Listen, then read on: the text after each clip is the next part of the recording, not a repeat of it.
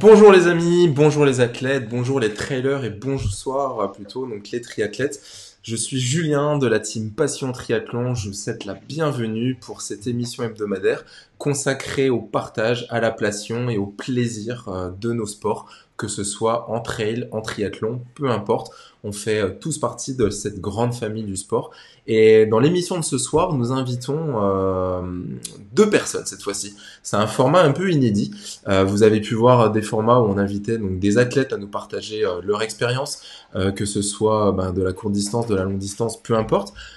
On partage également avec vous des astuces avec des professionnels, que ce soit de la course à pied. On a vu également Javi sur la partie préparation mentale et comment utiliser l'hypnose dans sa préparation pour être plus performant, que ce soit à l'entraînement ou également pendant les courses.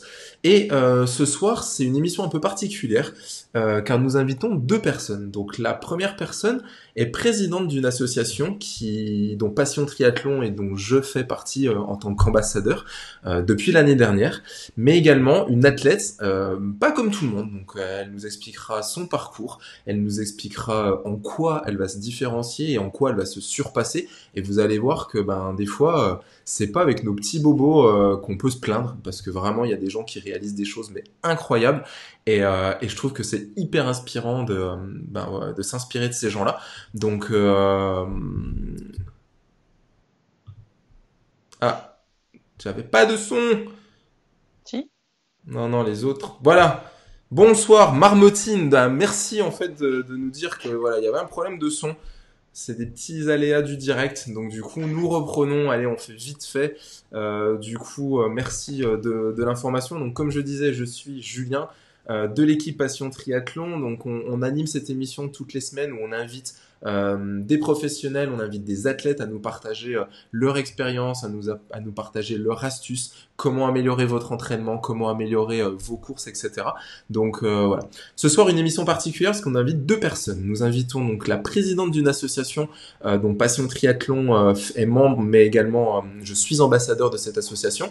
Et on invite également donc une athlète, comme je disais tout à l'heure, un peu pas comme les autres.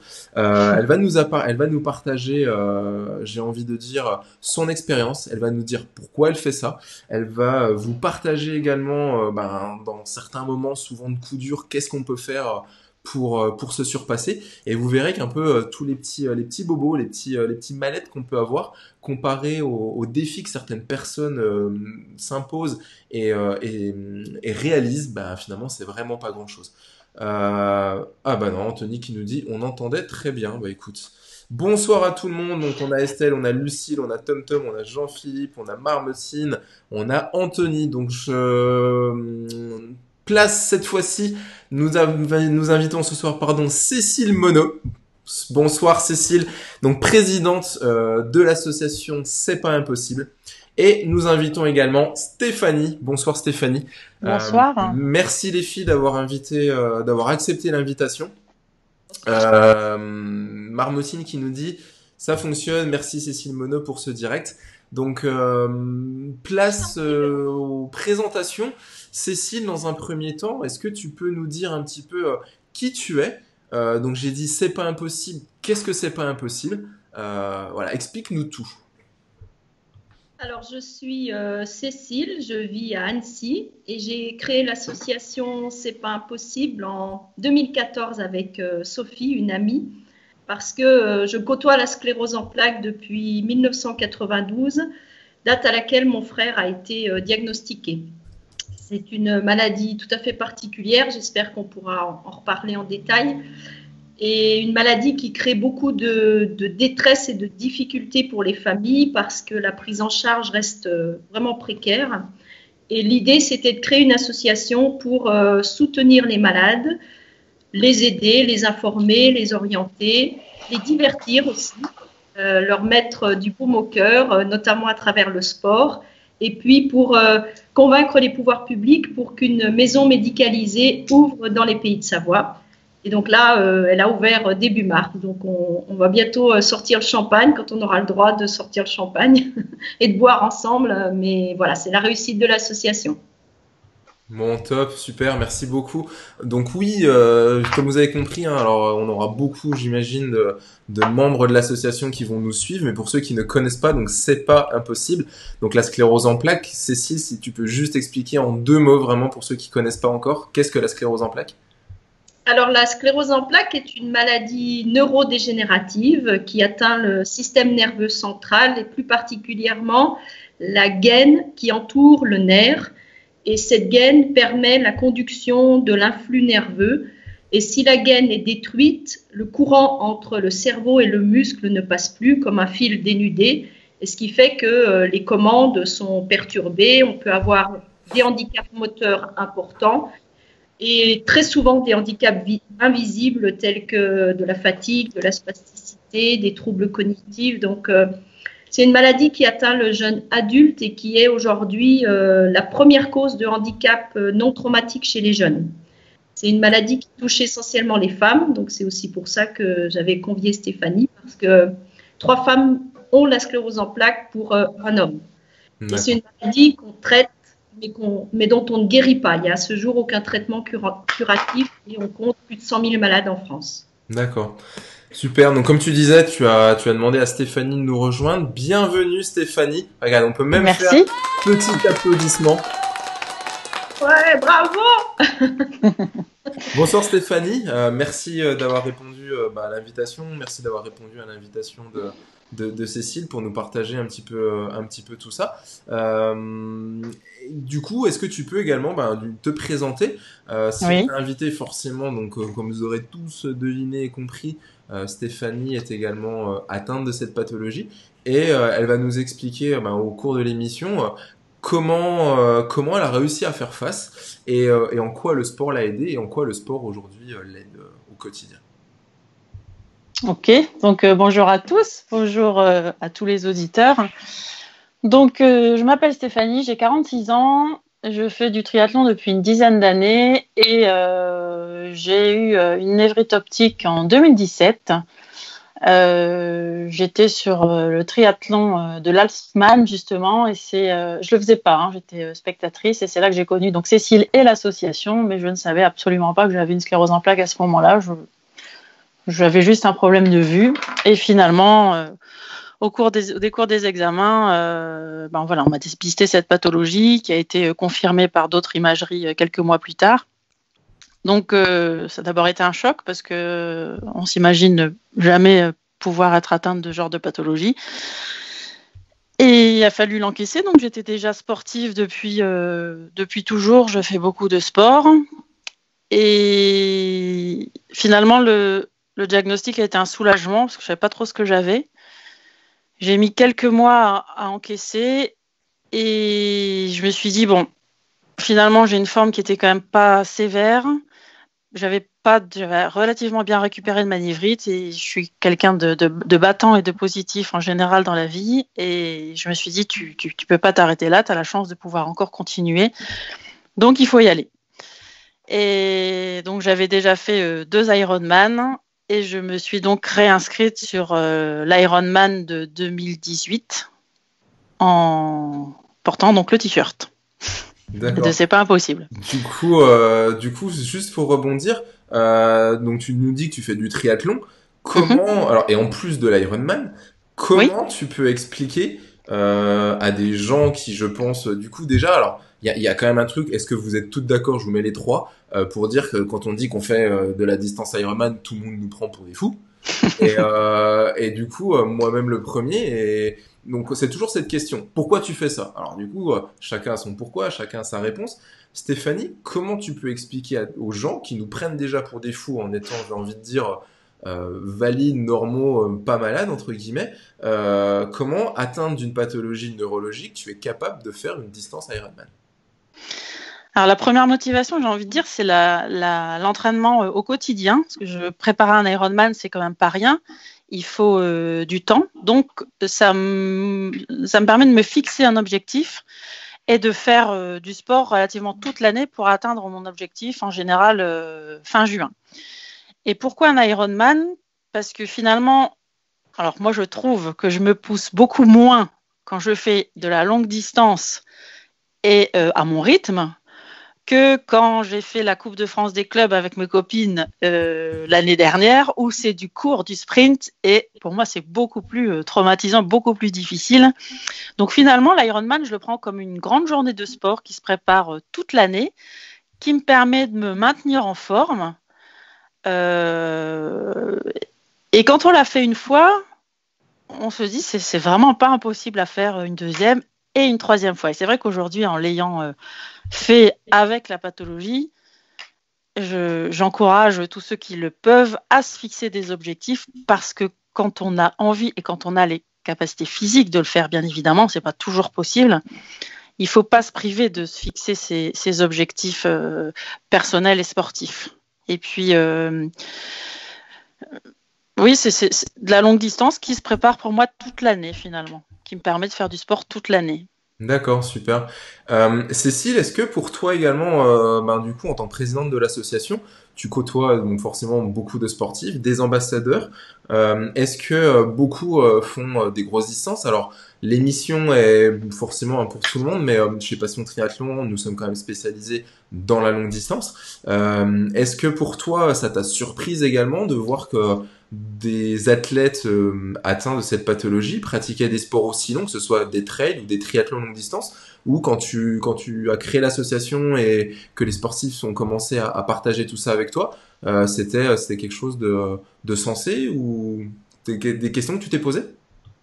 Alors en fait, le triathlon et c'est pas impossible, c'est une histoire d'amour depuis le début, parce que le premier ambassadeur s'est proposé à nous alors qu'il venait de s'inscrire sur l'Embrun.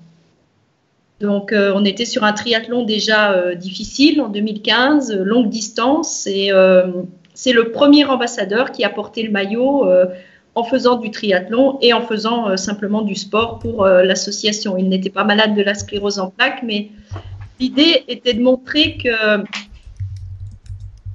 quand on parle de sport, on peut plutôt parler d'activité physique par rapport à la sclérose en plaques. C'est vrai qu'il y a des triathlons très longs, des courts. Comme disait Stéphanie, le court est souvent plus traumatisant que le long. Donc, on a beaucoup d'ambassadeurs triathlètes qui font du long et qui font du long ardu, comme l'Alpsman, par exemple, ou toi, Julien, qui a fait le Norseman.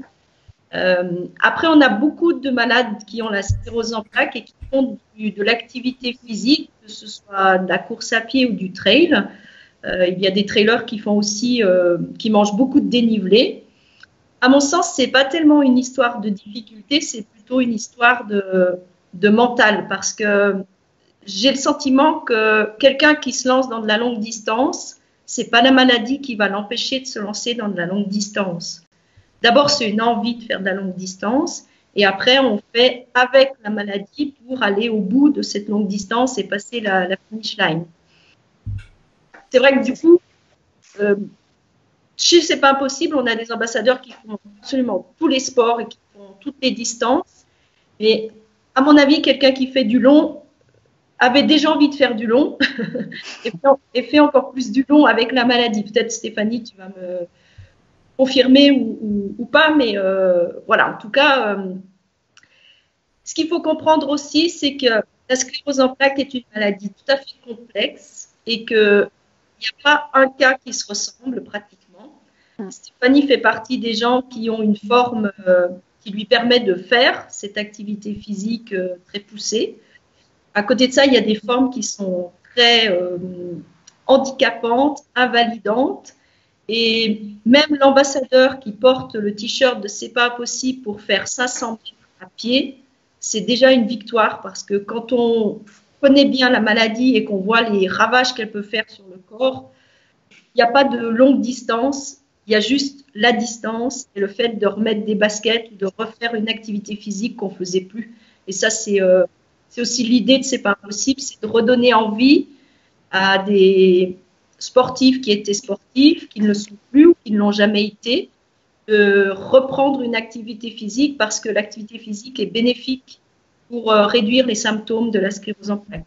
Donc, Stéphanie, c'est un cas un petit peu à part, parce que quand on la voit, on n'imagine pas qu'elle souffre de cette pathologie. C'est ça la question aussi, parce que, alors, en tant que professionnel de santé, on a déjà forcément eu l'occasion de s'occuper de patients atteints de sclérose en plaques.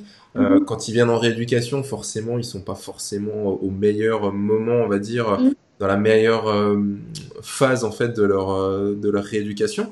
On planifie en fait une réathlétisation pour les athlètes qui sont pour les malades qui sont déjà sportifs et athlétiques. Stéphanie, j'ai une question du coup, c'est comment, enfin tout à l'heure Cécile parlait de mental, donc quand tu vas faire de la longue distance, c'est pas quand t'as une CEP, c'est pas l'Ironman du coup qui va te faire peur. Est-ce que tu as parlé tout à l'heure d'objectifs également? Est-ce que c'est quelque chose pour toi qui est important est-ce que le sport va te servir en fait de défi, de cap pour justement pas lâcher et continuer à avancer? Ouais. Disons que c'est aussi un objectif qui me permet de vivre évidemment avec cette maladie parce que j'ai pas le choix, mais le moins possible j'ai envie d'y penser. Donc j'y pense tous les 2 jours au moment des traitements. Quand j'ai des douleurs, quand voilà, j'ai une petite sensibilité différente, mais j'ai vraiment envie même si je suis obligée de vivre avec, de pas y penser tous les jours, et ce sont ces objectifs qui me permettent de penser à autre chose et de m'accrocher à autre chose. Quand je vous disais tout à l'heure, j'aime bien me fixer un objectif fin juin, c'est aussi parce que fin juin arrive le moment des IRM, donc tous les ans c'est planifié au mois de juin, et qu'au moment des IRM, je sais très bien qu'on peut m'annoncer voilà, des lésions supplémentaires, et ça me permet d'avancer sans penser à ces examens qui, enfin moi, ça me mine, honnêtement. 15 jours ou un mois avant, quand je sais que je dois y aller, c'est toujours... Donc oui, le sport me permet d'avancer, de ne pas y penser, d'être avec mes amis, d'aller aux objectifs sportifs avec mes amis, ma famille, mes enfants, mon mari, enfin... Voilà, oui, c'est un objectif qui permet d'éviter de trop y penser. D'accord. On a une question, enfin non, pas une question. Alors, on a Charlotte Dru qui nous dit beaucoup de symptômes sont invisibles. Est-ce que vous, du coup, vous confirmez et comment on pourrait alors tout à l'heure, Cécile, t'as parlé d'une notion qui était importante, c'est que alors Stéphanie est atteinte de la sclérose en plaques, oui, peut-être sur une forme qui va être moins importante ou moins ardue que certaines autres personnes. Est-ce que du coup, ça va expliquer qu'elle soit capable de pratiquer ces distances et ce sport par rapport à d'autres personnes? Et qu'est-ce que vous diriez à des personnes qui sont atteintes, qui vous connaissent pas encore, ou alors même voilà, qui en ont déjà entendu parler, mais qui osent pas franchir le cap? Est-ce qu'il faut qu'elles franchissent le cap? Et comment le faire? Alors, au niveau de la pathologie en elle-même, c'est vrai qu'il y a 3 grandes familles de sclérose en plaques. On va faire assez simple. Et il y a 80% de symptômes qui sont invisibles, parmi lesquels la fatigue, qui est très difficile à gérer au quotidien et que l'entourage ne comprend pas. Je vous parle vraiment en connaissance de cause parce que je ne comprenais pas la fatigue de mon frère, qui n'est pas une fatigue comme quand on a fait la bringue ou comme quand on a fait un marathon, qui est une fatigue qui est installée et qui est durable. Donc cette fatigue-là, il faut la gérer au quotidien et c'est très compliqué. Et puis il y a d'autres symptômes invisibles, comme les troubles sexuels, les troubles vésico-sphinctériens, les troubles cognitifs, par exemple manque de concentration, la perte de mémoire. Donc ces troubles invisibles sont difficiles à faire comprendre à son entourage et puis sont difficiles à appréhender aussi parce qu'ils bouleversent, ils dérangent le quotidien. Et puis après, il y a un type de sclérose en plaques, celle dont souffre mon frère, par exemple, qui est très invalidante, qui conduit au fauteuil et qui conduit souvent à une perte quasiment totale de la motricité. Il est évident que dans ce cas-là, l'activité physique, elle va être réduite à des soins kinés, de l'ergothérapie, quelque chose de très doux, et qu'on n'est en tout cas pas en capacité à chausser des baskets et puis aller faire un petit run ou un petit trail, quoi, hein. Donc, dans le monde de la sclérose en plaques, il faut peut-être pas mettre tout le monde dans le même panier, si j'ai envie de dire, ouais. Et se rendre compte que la maladie est tellement différente d'une personne à une autre que c'est vraiment à chacun de jauger de ses propres capacités et que dans tous les cas, on ne démarre pas une activité physique sans être accompagné d'un professionnel qui peut être un kiné, qui peut être son neurologue ou qui peut être quelqu'un, un coach ou quelqu'un qui connaît la maladie. Ça, c'est vraiment la première chose, c'est qu'on ne se dit pas un matin, voilà, on est confiné, on va se mettre au sport. Et, j'ai une sclérose en plaques, mais je vais faire 30 minutes de course à pied. Ça, à mon sens, ce serait dangereux, imprudent, parce que le corps est une machine complexe et que si en plus s'ajoute la couche sclérose en plaques, la complexité, elle est multipliée par 10. L'objectif, c'est de vivre longtemps et de vivre bien. Donc, autant ménager la monture. Ouais, bien sûr, hein, c'est vrai que comme toute activité, hein, toujours l'avis d'un professionnel de la santé. Voilà, Et exact. surtout si on pense avoir des symptômes, si on n'est pas sûr d'un diagnostic, si le diagnostic est établi, ben voilà, il faut encore faire plus attention. Mais s'il n'y a pas de diagnostic vraiment établi, qu'on a des suspicions, c'est un peu comme avec le coronavirus, eh ben on consulte quand même. On a Anthony qui nous dit, je vais le mettre à l'écran. Donc Anthony Caller qui nous dit, on m'a diagnostiqué en juillet, une semaine après un Alpha Ironman, 7 ans après ma première névrite optique. J'espère faire mon premier Ironman cet été, mais avec le Covid-19. Et ben, si c'est pas cet été, ça sera sur une fin de saison l'année prochaine. C'est déjà beau d'avoir l'objectif, ce n'est que partie remise. J'utilise le sport pour me battre contre la maladie et motiver mon entourage. On revient sur cette notion d'entourage, sur la famille. Est-ce que ça c'est quelque chose que tu as dit, Cécile? Est-ce que Stéphanie, c'est quelque chose que tu as ressenti également? Et qu'est-ce que tu aurais envie de répondre à Anthony, qui du coup a été diagnostiqué, s'est mis comme challenge de réaliser un Ironman, et comment la famille va pouvoir l'aider dans cette étape-là? Alors, d'abord, s'il a décidé de faire son Ironman, il faut absolument qu'il y aille, qu'il fasse tout ce qu'il mette en œuvre, tout ce qu'il est possible de faire, qu'il en parle évidemment avec sa famille. Alors, pour moi, c'est pas compliqué parce que mon mari est triathlète et ma famille est sportive, mais dans les familles non sportives. Ouais, mais est-ce que ton entourage, ton mari étant triathlète, est-ce que ça a pas, justement, il t'a pas dit, je sais que c'est dur, etc. Est-ce qu'il a pas essayé de freiner? Ça a été une source de motivation ou au début quelque chose à lui faire comprendre, ben non, laisse-moi le faire quand même, je sais que je peux le faire. Non, parce qu'il me connaît et il sait très bien que pour que j'encaisse les choses, il faut que je fasse comme je l'entends. Donc si j'ai décidé, il n'y a pas grand-chose qui peut m'arrêter. J'avais quand même demandé l'avis au neurologue avant, et il m'avait dit, il n'y a pas de souci, si vous voulez faire cet Ironman, écoutez votre corps, ce que je fais toujours, mais il n'y a aucune raison que vous n'y arriverez pas et que vous ne puissiez pas le faire. Donc s'il a envie de le faire, mais qu'il le fasse. Et alors, je connais pas la famille d'Anthony, mais bien évidemment, il faut qu'il l'encourage dans cette voie et qu'il l'accompagne, même si c'est en vélo, alors qu'ils sont pas sportifs ou à la piscine ou je ne sais pas, mais oui, c'est toujours bien d'être accompagné et encouragé par ses proches. Ah, bien sûr, c'est quelque chose qui est hyper important, Anthony, si tu veux réaliser ton premier Ironman, moi ce que je conseille à tous les athlètes qu'on a la chance de suivre au quotidien, et ça c'est encore, j'ai eu un appel vendredi matin avec un athlète, il veut faire, c'était Nice l'année prochaine parce que c'est pas très loin de chez lui, et comme il me dit, j'aurai mes parents, j'aurai mes beaux-parents, j'aurai toute ma famille, donc pour lui c'est hyper important. Pour son premier, forcément, il faut que nos proches soient là. C'est déjà tellement dur toute la préparation. Si déjà ils nous supportent pas pendant la prépa, je sais pas si si c'est quelque chose que vous pouvez ressentir ou pas. Mais moi, j'ai la chance d'avoir une compagne qui me pousse et qui justement m'accompagne dans mes délires. Voilà, il y a eu un bel événement l'année dernière et ça va continuer cette année. Mais c'est quelque chose qui est hyper important, d'avoir le soutien de son entourage et de sa famille, quoi. Alors, si je peux juste me permettre. Bien sûr. Voilà.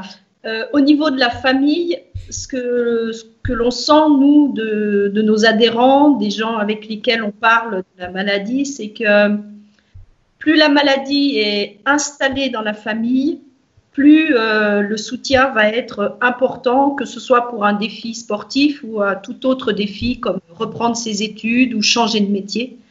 Et la difficulté avec la sclérose en plaques, c'est que parfois, l'entourage n'est pas suffisamment bien informé pour comprendre ce qui se passe chez la personne qui en souffre.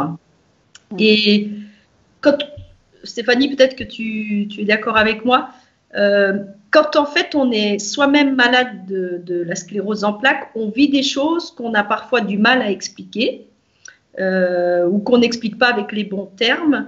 Et l'entourage est complètement perdu.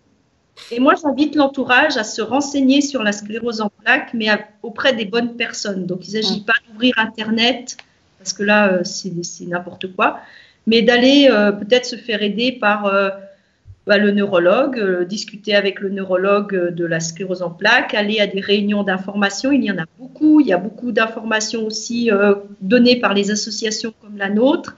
Et peut-être qu'Anthony, coucou Anthony, peut-être qu'Anthony, ton entourage va aussi t'aider de manière plus importante si l'entourage a vraiment appréhendé la maladie et a compris ce qu'était la maladie.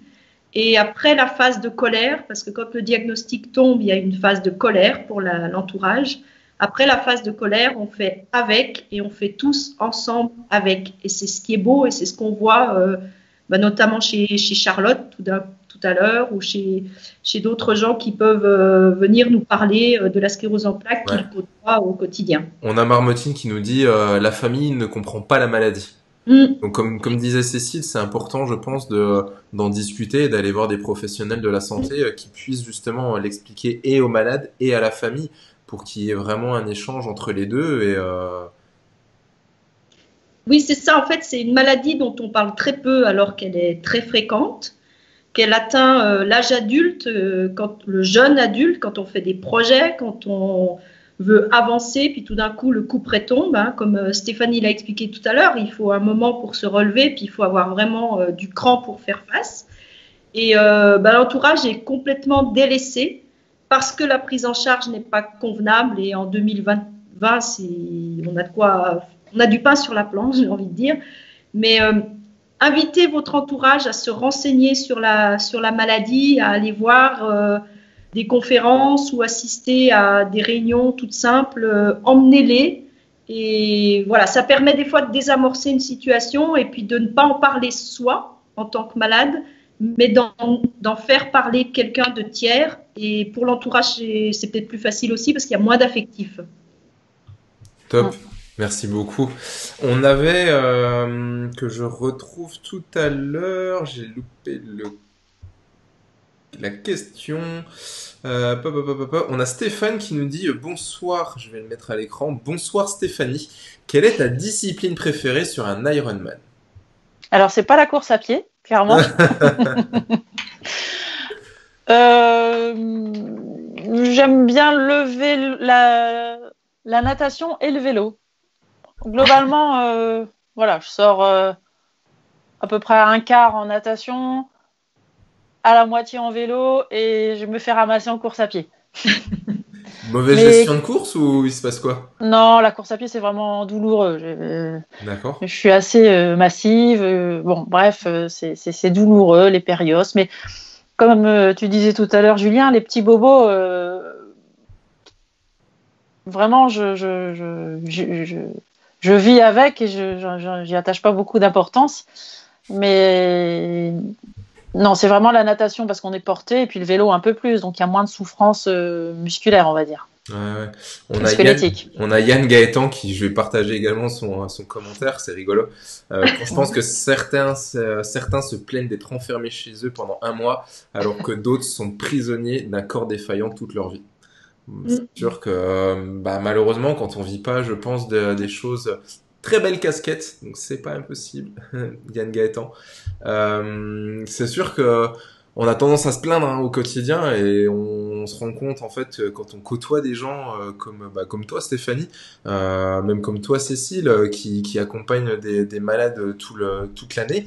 Au final nos petits bobos, c'est vrai que on relativise quand même beaucoup et faut quand même faire attention. Donc je pense que c'est aussi pour ça que j'avais à cœur ce soir de vous demander de prendre la parole.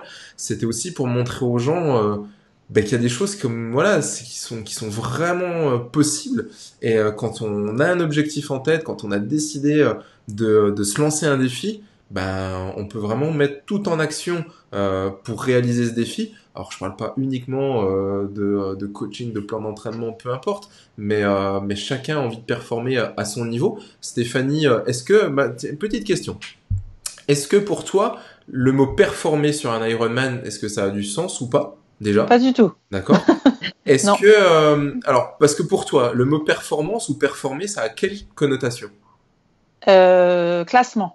D'accord. Est-ce que le mot performer, les filles, est-ce que pour vous, ça peut être également, j'ai envie de dire, se mettre un défi, je performe pour y arriver, en fonction des problématiques que je ressens ou que je vis au cours de la vie de tous les jours. C'est, avec les années, essayer de m'améliorer au niveau de mes temps, qui sont mes propres références à moi et pas forcément les références des autres. Est-ce que c'est quelque chose qui vous parle ou pas du tout? Alors moi, ce serait plutôt, oui, finalement par rapport à mon temps de référence. Quelque part, oui, l'idée c'est toujours de faire mieux que ce que j'ai fait la fois d'avant, mais je me compare que par rapport à moi. C'est la performance par rapport à mes capacités à moi, absolument pas par rapport aux autres.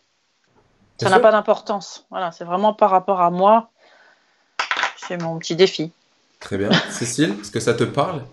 Alors, à titre de, comment dire, de supportrice de sportives et de sportifs atteints de sclérose en plaques, je vais juste vous donner une anecdote. En fait, une jeune fille atteinte de sclérose en plaques a adhéré à l'association, est devenue ambassadrice. Et puis, elle avait des difficultés, je crois, à accepter la maladie. Et elle ne faisait pas de sport depuis quelques temps. Et elle était très, très en colère. Et puis, voilà, le fait de se retrouver dans un collectif de sportifs où il y avait d'autres personnes atteintes de sclérose en plaques, elle s'est dit, bah, pourquoi pas moi? Et elle s'est remise à la course à pied. Et ensuite, elle a fait un swimrun. Le swimrun a été un succès, bien qu'elle ait franchi les barrières horaires, mais avec pas de justesse, c'était à la seconde près. Et pour moi, c'est ça, performer. C'est le chrono qu'on se met soi, mais le chrono n'est pas nécessairement une histoire de temps. Ce sont nécessairement des minutes. Le chrono, ça peut être passer la ligne et puis de se dire, tout au long de l'épreuve, j'ai eu raison de m'inscrire et je me sentais capable et je suis capable. Pour moi, c'est ça la performance. Et après, le fait d'avoir envie de faire mieux, ça peut être de faire une épreuve plus longue, de faire une épreuve plus difficile, mais c'est toujours de se dire je me sens capable et j'y vais. Et voilà, et cette jeune fille m'avait beaucoup émue quand elle m'avait raconté son swimrun, et pour moi c'est ça le sport. C'est pas du tout une histoire de... Alors oui, il y en a qui performent, le chrono est important, mais à mon sens, quand on est atteint d'une pathologie et quand on se bat contre la pathologie, le chrono c'est complètement dérisoire et c'est éventuellement la cerise sur le gâteau, mais c'est pas ce pourquoi on enfile un dossard. Je suis tout à fait d'accord. C'est pour ça que je vous ai posé la question parce que trop d'athlètes, pour eux, quand on dit performer, ça veut dire, comme tu disais tout à l'heure, Stéphanie, le classement par rapport aux autres, c'est une qualification, je dis n'importe quoi, à Hawaï, etc. Non, performer, c'est je me lance un défi. Qui est de m'inscrire que ce soit sur un S, un M, un L, peu importe la distance. Encore une fois, c'est pas, enfin, c'est pas parce qu'on fait un Ironman qu'on a atteint le Graal. Au contraire, il y a des gens qui vont faire des XS ou des S si on parle de triathlon. Et ils vont se mettre le défi de faire un M, donc ils vont passer de 1h30, 1h45 à 3 heures d'effort, c'est déjà énorme. Et ben, performer, c'est ça, c'est passer la ligne d'arrivée dans les meilleures conditions possibles, j'ai envie de dire, physiques et mentales. D'accord? Parce que passer la ligne d'arrivée à quatre pattes, pour moi, ça a aucun intérêt. Subir son marathon sur un Ironman, marcher pendant 18 heures parce que j'ai pas été capable de gérer ma course correctement, bah c'est pas une performance, c'est réussir à se gérer, réussir à se connaître. Parce que pour moi, la préparation d'un Ironman, c'est déjà aussi, si on parle de la longue distance, c'est apprendre à se connaître. et savoir se gérer, comme tu disais tout à l'heure, Stéphanie, sur une journée. Quand on me demande pourquoi je fais ça, je dis souvent aux gens, en fait, c'est la journée de l'année qui est à toi. Elle est rien qu'à toi. Tu penses à rien d'autre, t'es dedans, t'es focus, et en fait, tu la vis pleinement, quoi. Et moi, je trouve que ça, c'est une performance parce que on se met un défi, on le réalise. Alors, si on réussit, tant mieux. Si on n'a pas réussi, on va peut-être essayer de refaire et comprendre nos erreurs pour ensuite de nouveau performer. Mais en rien, c'est dire, voilà, je vais faire un Ironman en moins de 10 heures. Si je parle vraiment à tout le monde là, si pour vous la performance c'est un chrono, pas de problème. Si pour vous la performance c'est réussir un défi que vous vous êtes mis, c'est génial. Et ça peut être n'importe quoi. Ça peut être marcher 1 kilomètre pour quelqu'un qui est dans un fauteuil roulant et qui a des difficultés très importantes à faire un test de 6 minutes par exemple et qui va faire que 200 mètres. La performance, elle est là aussi. C'est pas forcément que faire 226 km dans la journée. Alors, je sais pas ce que vous en pensez, mais c'est vraiment un point sur lequel il faut vraiment, aujourd'hui, quand on est dans la course au plus, non, il faut revenir un peu sur les fondamentaux, je pense. Et tout à l'heure, Cécile, tu disais un truc qui m'a juste un petit peu... tu disais peut-être après, par exemple, une épreuve plus dure, etc. Au final, pas forcément. Ça peut être un paysage différent, ça peut être juste un moment différent, la même course, mais dans un moment différent. Et rien que ça, c'est quelque chose qui est hyper important, quoi. Alors c'est vrai aussi ce qui est important, les ambassadeurs nous en parlent quand ils sont atteints de la maladie, c'est la récup. Ouais. Et quand on se lance un défi, il faut aussi bien anticiper ce qui va se passer après, parce que la sclérose en plaques est une maladie sournoise et peut parfois jouer des tours. Et ce qui est aussi important, c'est de se lancer dans un défi dont on se sent capable et pour lequel on se prépare, et aussi un défi qui va pouvoir être, j'ai envie de dire, ingurgité par ce corps malade, et sans qu'il y ait des séquelles ou de la fatigue supplémentaire à gérer pendant plusieurs semaines. Donc c'est, en fait, ce défi, ça doit être un mix entre la préparation, le moment de la course et puis ensuite la récupération pour que ce soit vraiment un bon souvenir longtemps. Ouais, c'est ça. Il y a Charlotte qui nous dit c'est exactement ça, cette sensation d'avoir réussi et se sentir capable de. Voilà, ouais, c'est ça. Et de s'en remettre. Ouais, et de s'en remettre, je suis d'accord, Ouais, quoi. ça. Top. On a Marmotine qui nous dit je suis pas à côté d'eux, donc impossible de venir. À qui elle répond? Du coup, je sais plus. Je suis pas à Vous côté pouvez. d'eux, donc impossible de venir avec moi voir neuro. Ah ouais, elle est pas à côté de sa famille, je pense. Donc c'est pas possible pour elle d'aller Oui, voir le neurologue avec la famille. C'est pourquoi elle est ouais, tout le temps fatiguée, etc., etc. D'accord. ouais. Il y a des- Après, il y Oui, a les amis aussi, hein. Et ouais. Et tu Les vois, c'est amis, ce qu'elle nous dit. Elle dit heureusement aussi, il y a des personnes comme Cécile qui nous mettent du baume au cœur. Et le on a. rôle aussi de cette association, c'est ça. Alors, c'est pas de remplacer votre famille, mais c'est vraiment de vous apporter cette touche de motivation. Et encore une fois, qu'est-ce qui est primordial dans n'importe quoi? C'est notre mental. Si notre mental, je pense, il est fort, il peut vraiment réaliser tous les défis si notre corps nous suit. Donc toujours, on respecte vraiment son corps. On va pas au-delà de nos capacités physiques. D'accord? Il y a des gens atteints, on va parler de sclérose en plaques ce soir, de cette pathologie qui sont capables de réaliser des choses incroyables. Il faut s'en inspirer, c'est génial. Par contre, attention, on voit des professionnels de santé, on fait un état des lieux, on fait un bilan. Est-ce que je suis capable ou pas? Et en combien de temps je suis capable d'y aller? Et toujours, comme Cécile disait, la récupération, faire attention à son corps, c'est quand même le seul endroit où on est forcé d'être toute sa vie. Donc le jour où il est fracassé parce qu'on a fait un peu n'importe quoi, voilà, juste faire un petit peu attention. Vincent, non, Vincent, t'es pas sur le bon groupe. Alors je sais pas ce que tu fais ici, ni comment tu as vu le lien, mais c'est pas pour toi cette soirée. Donc voilà, je te demanderai gentiment de t'en aller. C'est très gentil. Charlotte, l'objectif de ne pas s'arrêter et de passer. Ok. David, bonjour Stéphanie. Donc il nous dit. J'ai comme toi participé à l'Alpsman première édition et les heures d'entraînement ont cumulé les 15 heures. Comment as-tu géré les entraînements avec la maladie? Alors, petit rectificatif, je ne participais pas à l'Alpsman en tant que triathlète. J'étais accompagnatrice. Donc, je n'ai pas fait l'Alpsman. J'ai failli le faire là cette année, mais bon, pour diverses raisons, ça a été décalé. Par contre, j'ai fait plusieurs fois l'Ironman de Nice.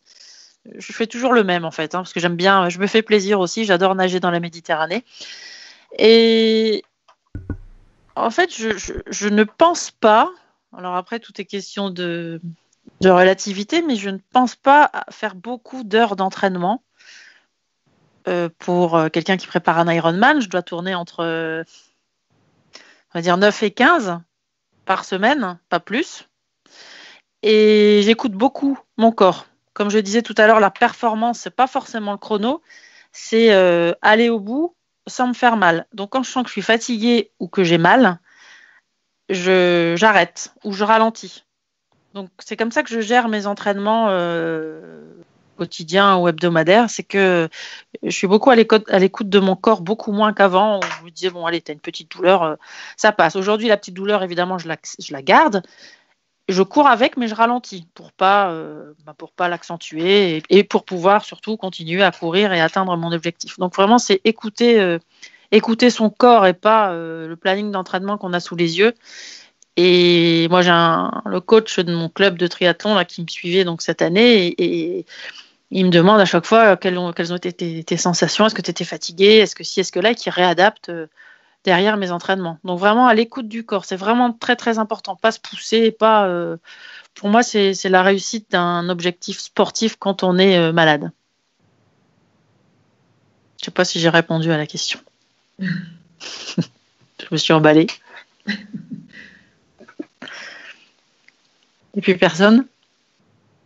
On a perdu Julien. Ah, pardon, c'est bon. Putain, j'ai le micro ce soir. Je suis là. Je disais, Cécile, est-ce que dans tous les athlètes que tu as la chance de côtoyer, c'est des choses qui reviennent, l'optimisation des durées d'entraînement, des choses comme ça. Quel est le point d'ordre, on va dire l'astuce numéro 1 qu'il faut si on veut préparer du long quand on a atteint de la sclérose en plaques?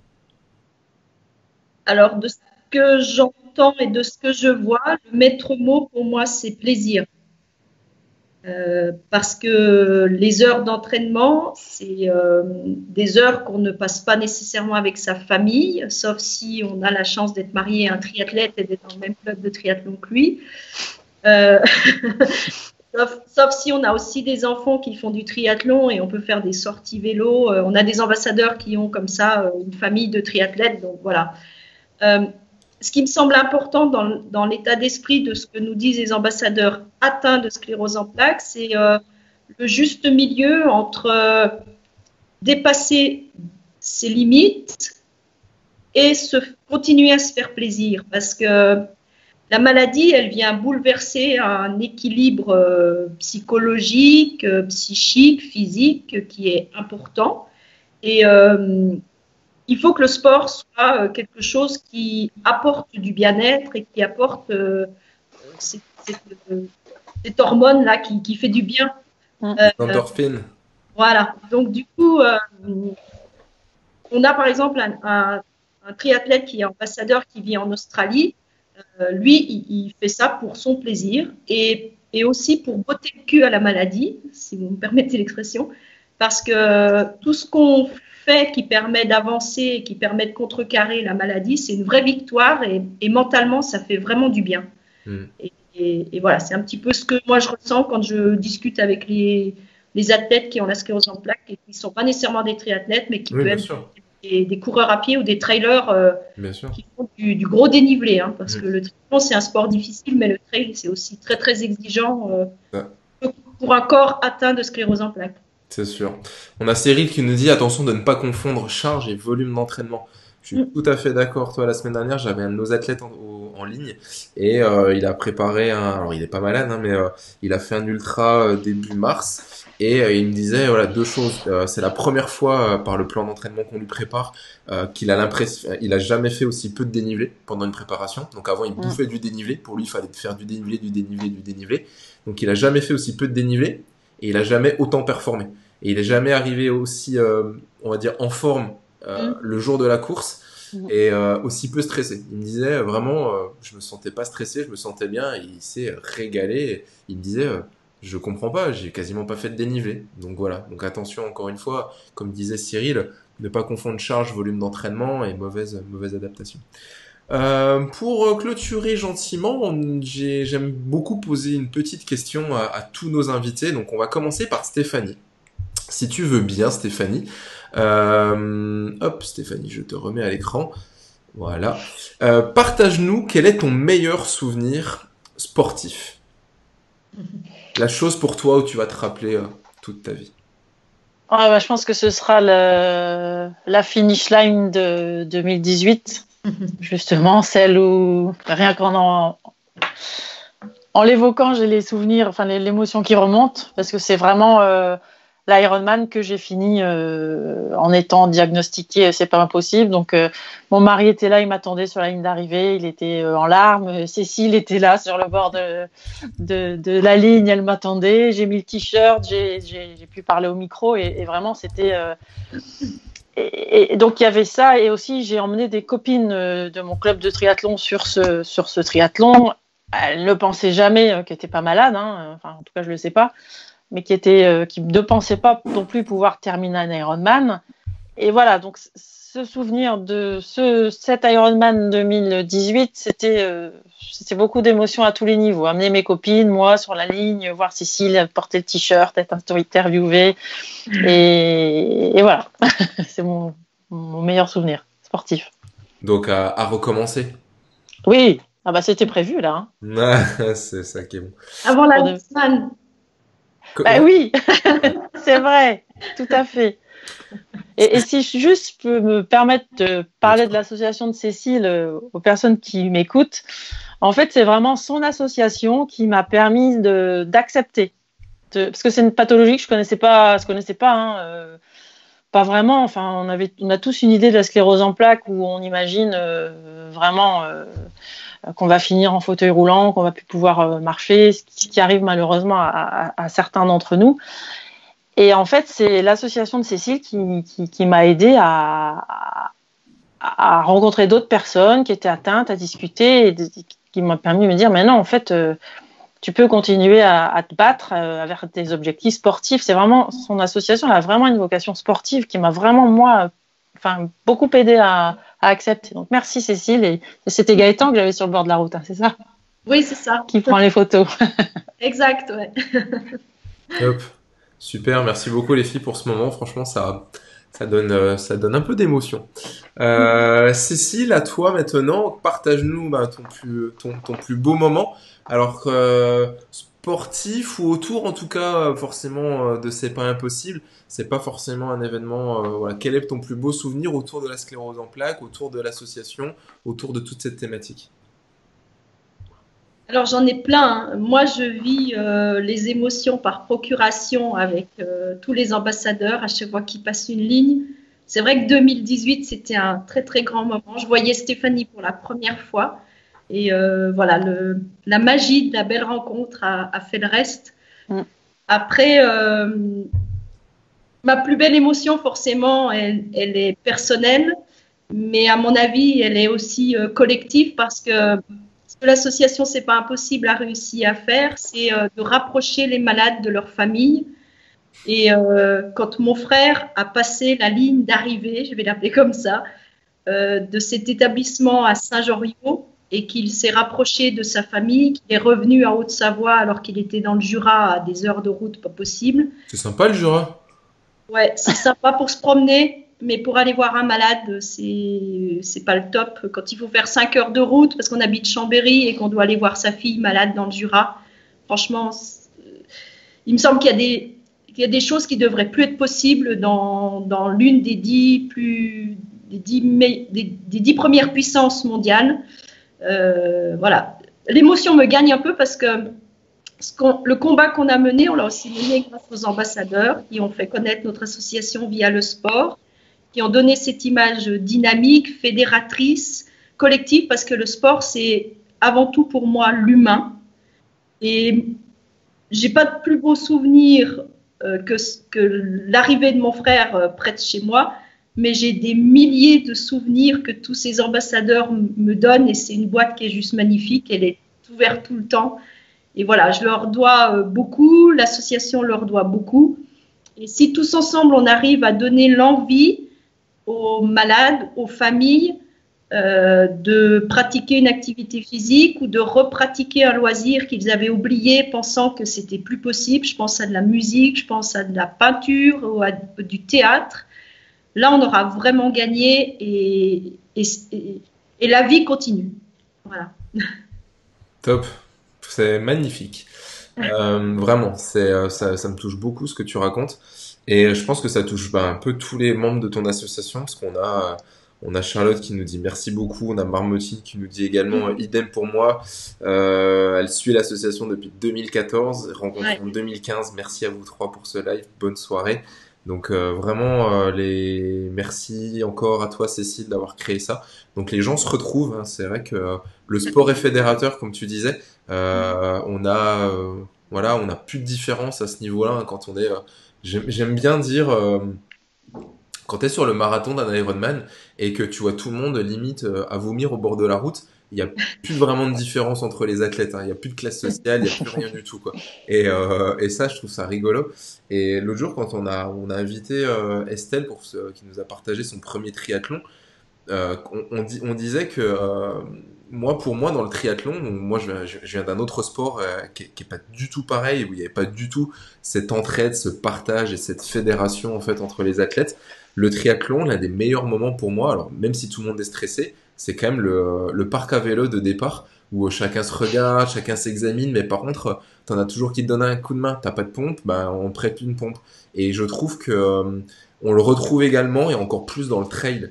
Dans le trail, je trouve que les athlètes, les trailers sont encore plus fédérateurs entre eux, partagent encore plus cette passion qu'un triathlète. Un triathlète, on va pas se mentir, c'est quand même un peu débile, hein, coucher sur ses prolongateurs. Vas-y, faut que j'y aille. Un trailer, si t'es en manque de sucre, t'es en manque d'une barre, d'un truc, il te la donne. Il te met une petite tape sur l'épaule au moment où il te double dans une côte pour te soutenir. Et je trouve que ces moments de partage de sport, ils sont hyper importants. Encore plus vu la situation aujourd'hui. Et ouais, non, c'est vraiment quelque chose qui est vraiment hyper important. Donc, merci Cécile, vraiment pour d'avoir créé cette association pour les malades, pour, comme tu disais, rapprocher les athlètes, les malades des familles. Et je pense que du coup, vous êtes combien aujourd'hui d'adhérents au sein de l'association? Alors justement, je voulais remercier aussi Sophie qui a participé comme personne à cet asso, Yann Gaëtan qui nous a rejoints. Aujourd'hui, nous sommes les 3 membres du bureau. Et à l'association, il y a environ 600 personnes qui nous aident, que ce soit des ambassadeurs, à peu près 120 sportifs dans toute la France, voire même la Russie. Enfin, on a un peu essaimé à droite à gauche. Et puis, on a des bénévoles, nos adhérents, bien sûr, qui sont souvent concernés de très près par la maladie. Et puis, on a beaucoup de collectivités qui nous soutiennent, que ce soit logistiquement ou financièrement. Donc, ça fait à peu près, oui, 600 personnes. Et l'objectif est de grandir, mais de grandir en gardant toujours ces valeurs qui nous sont très chères et qui font que ça fonctionne, c'est-à-dire la bonne humeur, la convivialité et puis surtout le dynamisme et l'absence de différence. Voilà. Les scléroses en plaques sont très différentes les unes des autres, mais on est tous concernés par la même pathologie et on est tous dans le même bateau et on avance. Voilà. Au gré des courants. Top. Un petit mot, Stéphanie? Moi, je voudrais dire à toutes les personnes qui nous écoutent que il faut pas oublier aussi les clubs sportifs. Les clubs sportifs. C'est pas parce qu'on a une sclérose en plaques qu'on peut pas adhérer à un club de triathlon ou de trail ou de n'importe quoi. Moi, j'ai trouvé vraiment une famille au sein de mon club de triathlon avec qui je communique peut-être beaucoup plus qu'avec ma famille propre et qui nous aide à atteindre ces objectifs parce qu'ils les comprennent. Donc, ça permet parfois d'emmener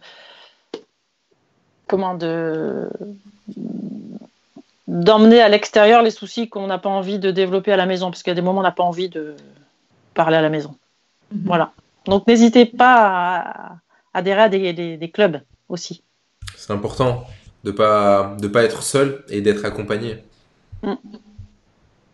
Top. Et il y a des gens généreux partout, bien qu'on parle souvent que des bras cassés et des gens qui font des choses dont on ne devrait même pas parler. le monde est fait de personnes généreuses. Donc voilà, poussez la porte et on est là pour vous donner un coup de main. N'hésitez pas. Top, super. Merci beaucoup les filles. On est quasi à 1 heure de live. Il y a beaucoup, il y a eu, on était voilà, je pense, il y a quasiment 150-200 personnes qui nous ont rejoints à un moment donné. On est toujours qu'une trentaine en live, donc c'est vraiment top. Merci à tous, merci à toutes. Déjà, merci les filles d'avoir répondu à l'invitation. Merci à tous les gens présents sur l'émission. Donc, merci à David, Anthony, Stéphane. On a François qui vient de nous rejoindre et qui regardera un peu plus tard parce qu'il a loupé le début. Merci les filles, Charlotte. Merci Marmotine qui a beaucoup partagé également. Angélique, j'ai pas vu son commentaire, qui nous dit que Stéphanie est une personne extraordinaire avec un gros mental et elle motive toujours les personnes autour d'elle. Je trouve en tant qu'ambassadeur. Alors, je suis pas atteint de la pathologie. Je ne peux pas savoir ce que c'est d'être atteint de la pathologie et d'essayer de se surpasser pour réaliser les défis que je m'impose, on va dire, parce que c'est nous-mêmes quand même qui nous les imposons et personne d'autre. Donc, je ne peux pas juger de la difficulté. Je juge de la difficulté des contraintes que je m'impose, mais surtout en tant qu'ambassadeur, ça me tenait à cœur vraiment de partager ça et de pouvoir faire un lien entre des représentants, on va dire, et les athlètes qui peuvent nous suivre. Quand on avait diffusé la vidéo sur le Northman, il y a eu énormément de gens qui avaient liké les posts, etc., et qui avaient commenté. Ça m'avait énormément touché, vraiment, du fond du cœur. Un grand merci encore pour ça, Cécile.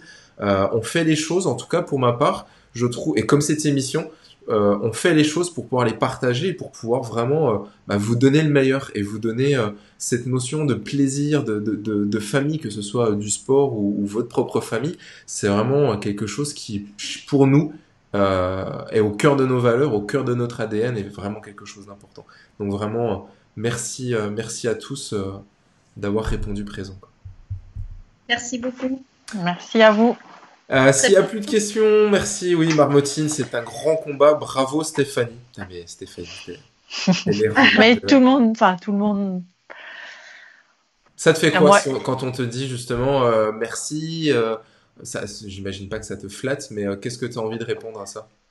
Mais comme le dit Angélique, qui me connaît bien, moi j'ai vraiment aussi beaucoup envie d'encourager les autres, malades ou pas malades, à dépasser leurs limites. Donc oui, ça m'émeut et à la fois ça me fait plaisir d'emmener les gens à atteindre cet objectif. Je n'ai pas l'impression que ce soit un exploit, en fait, moi, ce que je fais.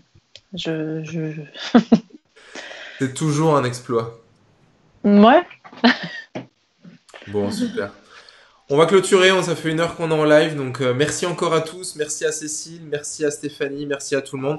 On vous dit à très bientôt, le live sera disponible sur Facebook, sur la page Passion Triathlon. Il y aura également directement, juste après l'émission, le lien, la vidéo sur notre chaîne YouTube également Passion Triathlon. Cécile repartagera le lien de la vidéo, donc c'est vraiment voilà, si vous pourrez retrouver tout ça et la partager. N'hésitez pas quand vous voyez des choses comme ça, si vous voulez, vous pouvez partager même en live, taguer des gens que ça peut intéresser. Donc voilà, on est là pour répondre à tout le monde et vous partager tout ce plaisir. On vous dit à très bientôt. Bye bye. Ciao. On vous aime. Ciao. Portez-vous bien. Portez-vous bien. Portez-vous bien tous et rendez-vous comme dit Stéphane, rendez-vous dehors après le 11 mai. Bye bye. Ciao. Au revoir, merci.